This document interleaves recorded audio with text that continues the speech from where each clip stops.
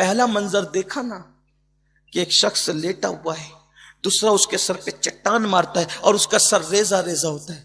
وہ شخص ہے جو نماز تو پڑھتا تھا، نماز نہیں پڑھتا تھا، ایسا نہیں، نماز پڑھتا تھا لیکن نماز قضا کر کے پڑھتا، یعنی وقت گزار کر کے پڑھتا تھا. اس کا انجام ہے جو وقت پڑھ رہا ہے لیکن ٹائم گزار کے پڑھا ہے، یعنی ظہر کی پڑھی تو پھر عصر کی چھوڑ دی اور پھر عصر کی نماز مغرب میں پڑھ لی، قضا کر. آج کل تو بیچاروں کو مسئلہ ہی پتہ نہیں ہے، سیکھا ہی نہیں اتنا دین. میں ایک بہت بڑے شہر کی طرف جا رہا تھا، لکھنؤ سے ایئرپورٹ سے نکلا تو ایک بہت بڑے مبارک شہر میں، برکت والے شہر میں، جہاں بہت بڑا مزار ہے، بڑا سنیوں کا بڑا مشہور شہر ہے، نام نہیں لوں گا اس لیے کہ مبارک شہر ہے. وہاں کے کچھ لوگ مجھے ایئرپورٹ پہ لینے آئے تھے، دوپہر کے 3 بج رہے تھے. میں نے کہا کہیں روک دو تاکہ ظہر کی نماز پڑھ لوں. انہوں نے کہا سید صاحب اب تو نماز قضا ہو گئی، آپ پڑھ کے کیا کریں گے، وہیں گھر چل کے پڑھیے گا. میں نے کہا میرے عزیز کس نے کہہ دیا ابھی تو 3 ہی بج رہے ہیں، نماز کیسے قضا ہو گئی؟ تو کہا کہ مسجدوں میں جماعت ختم ہو گئی تو نماز قضا ہو گئی. میں نے کہا سبحان اللہ، کیا میری قوم کا حال ہے کہ نماز قضا کب ہوتی ہے یہ بھی ان کو پتا. سیکھو، کم سے کم اتنا علم تو سیکھو کہ صحیح طور پہ تمہاری نمازیں ہو جائیں.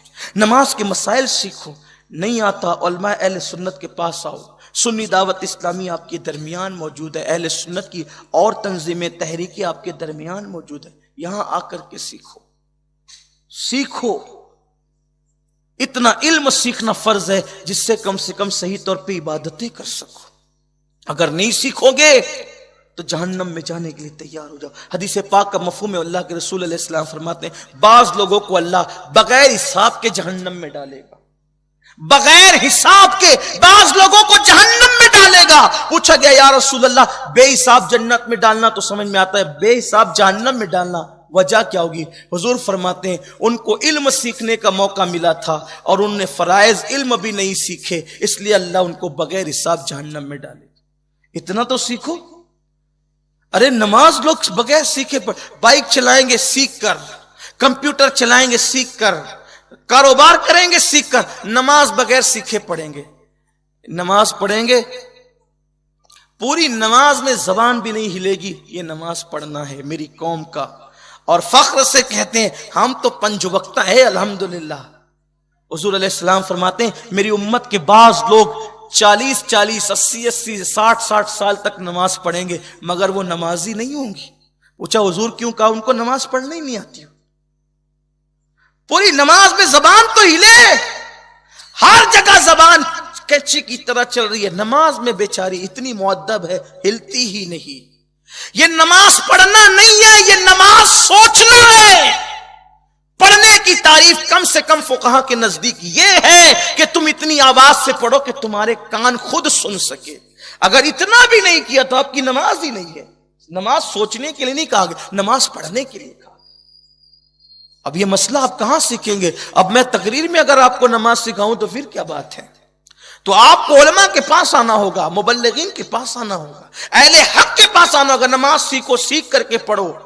اور لوگ کہتے ہیں ارے کیسے ہی پڑھو مولانا سب چلتا ہے. اگر کیسے ہی پڑھو سب چلتا ہے تو حضور نے یہ کیوں کہا صلو کما رأیتمونی اصلی، نماز ایسے پڑھو جیسے مجھے پڑھتے ہوئے دیکھتے ہو. کیسے بھی تھوڑی نماز چلتی ہے. یہ سب جھوٹ ہے، مکر فریب ہے، جاہلوں کی جماعت کی بولی ہے کہ نماز کیسے ہی پڑھو چلتا ہے، سب چلتا ہے. سب نہیں چلتا. قرآن کہتا ہے لقد کان لکم فی رسول اللہ اسوۃ حسنہ، تمہارے نبی کی زندگی میں تمہارے لیے بہترین نمونہ ہے. نماز سیکھ کر کے پڑھو. تو نماز قضا جو کرتے ہیں ان کے سروں کو ایسا کچلا جائے گا. اللہ سے دعا ہے اللہ آپ کو، مجھے، ہم سب کو جہنم کی آگ سے بچائے. اللہ ہمیں گناہوں سے بچائے. آؤ غور کریں، فکر کریں، گناہوں سے سچی توبہ کریں، اللہ کی بارگاہ میں روئے گڑ گڑائیں، اللہ کو منائیں. مولا آج سے پہلے ہم سے بھول ہوئی ہے، ہم اپنے گناہوں سے توبہ کرتے ہیں.